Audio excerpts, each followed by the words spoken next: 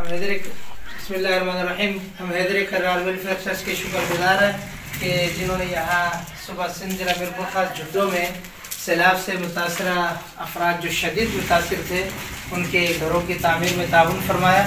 और ये जो है 2 कमरे बरामदा तकरीबन सारा ही बैठ चुका था सैलाब की वजह से, और तकरीबन घर के अंदर 3-3 फुट पानी था। तो ये सारा घर जो है तकरीबन नकारा हो चुका था, इसका फर्श वगैरह। तो ये हैदर करार वेलफेयर ट्रस्ट वालों का शुक्रगुजार है कि जिन्होंने जो है इनका ताउन किया। अल्लाह बहुत बहुत जज़ाए खैर अता फरमाए। हैदर करार वेलफेयर ट्रस्ट को दिन दुगनी रात चुगनी तरक्की अता फरमाए। अस्सलाम वालेकुम।